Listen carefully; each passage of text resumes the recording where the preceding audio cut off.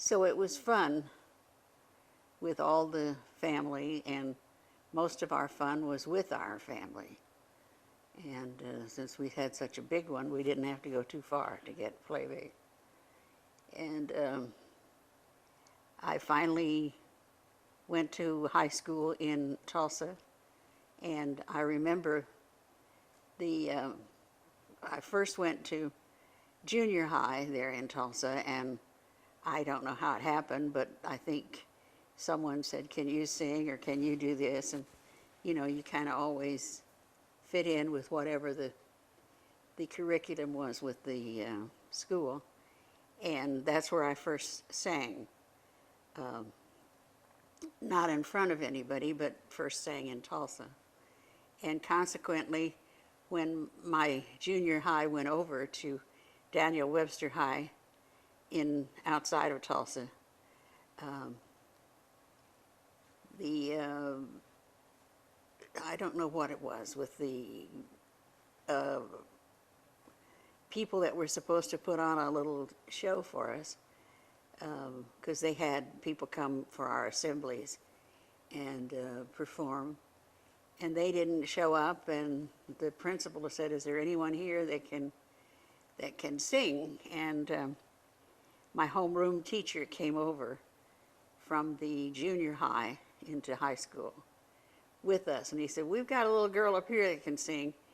And I had a sister who was in the 11th grade, and she knew that it had to be me. She just knew. She was so embarrassed.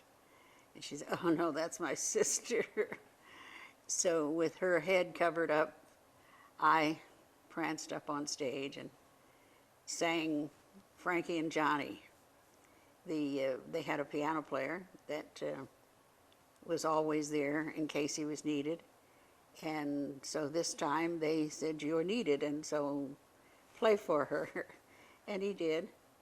And that was really how it started, because that summer I went up to the radio station. I was sent up there by the Dean of Girls to put my application in for a job in their traffic department, as they called it. And I didn't know what that was. I thought I was auditioning for a singer or something, but it wasn't. They called it the traffic department. And that's someone who takes care of all the traffic that goes on during the day. And when I was there, the program director remembered me from that assembly out at Daniel Webster High School. He said, "Aren't you the little girl that sang in the assembly when we came out with our entertainment and we were late getting there, et cetera, et cetera?" And I said, "Yes, I guess so." And he said, "Well, did you ever think of being auditioning for a job in the singing department?" And said, "We have a studio musician. We have two of them, in fact."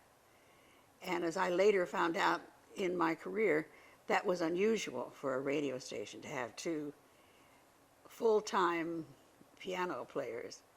And so I said, "Okay." And when you're 13 or 14, you can do anything, or you think you can.